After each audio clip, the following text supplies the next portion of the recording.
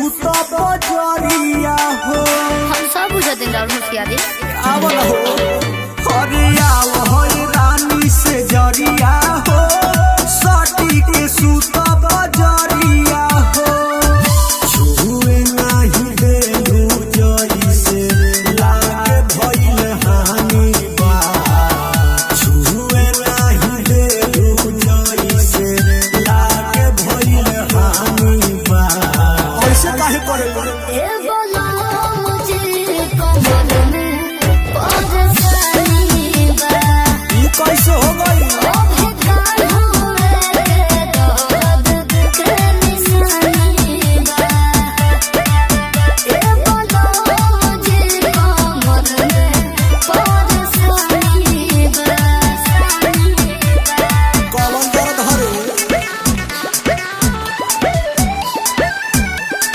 Music said Rakesh.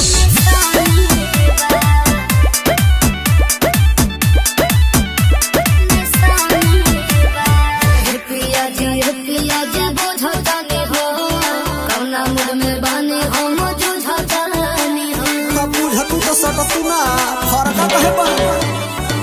पिया जी बुझतानी हो कौना मुड में बानी हो मुझुझतानी हो।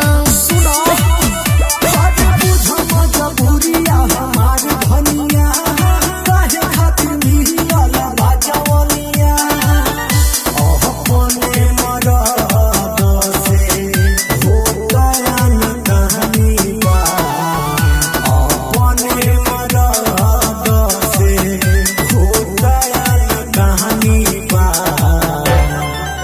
ए बोलो मुझे कमर में परेशानी बा।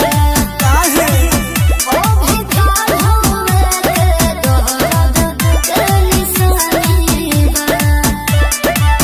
ए बोलो मुझे कमर में परेशानी बा। सब खेला बुझतन करे जा।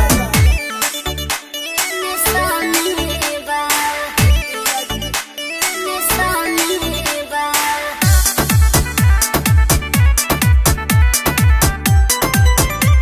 कमर में परेशानी बा। निशानी बा।